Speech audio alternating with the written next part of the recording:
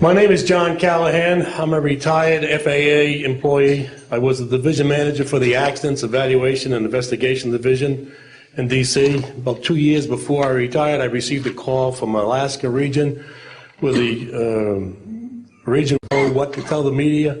When I questioned, tell the media what, he says about the UFO, and it went downhill from there. What UFO? It turned out I told him what any government employee would do at that time was to tell him it's under investigation. And then I had him send all that data to the FAA's tech center in Atlantic City. The next day, my immediate boss, service director, Javi Safir, and I went to Atlantic City. I had just purchased a new video camera, and I videoed the event.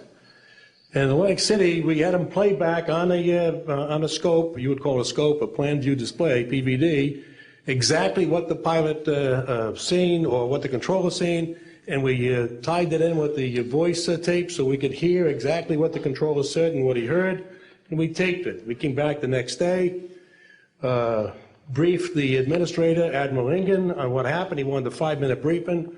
After we started the briefing, he wanted to know if he could see the video. We put the video on. He watched the video, the whole video. The next day, he set up a meeting for me to give a dog and pony show to President Reagan's scientific staff and whoever they brought over, and to hand off all that data to them.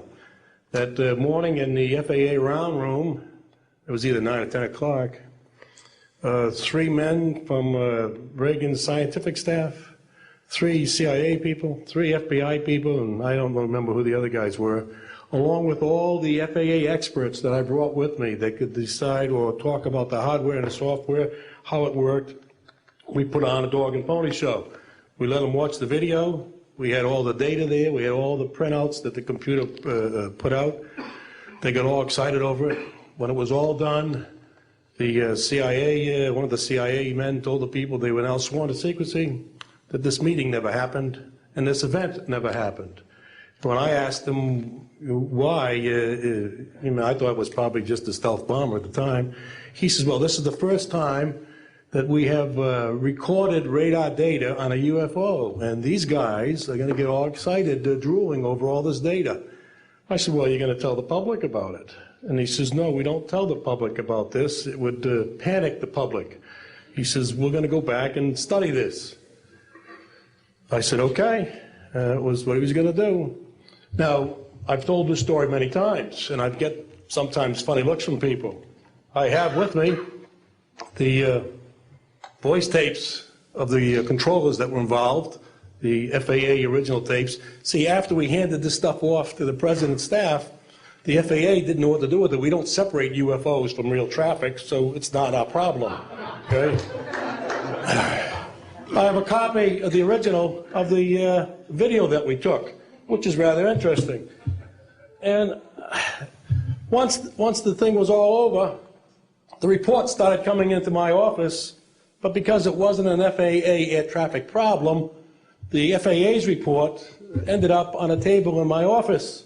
And it stayed there until I retired, when one of the staffers packed up all my gear and helped it move to my house.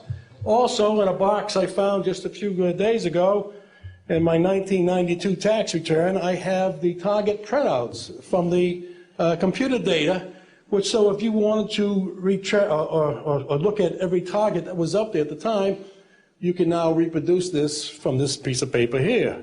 And it's called the UFO incident, Japan 1648, I believe the number was, that happened on November the 18th, 1986. I'm prepared to go to Congress, to swear before Congress that everything I've told you people and everything that is here is the truth. Thank you.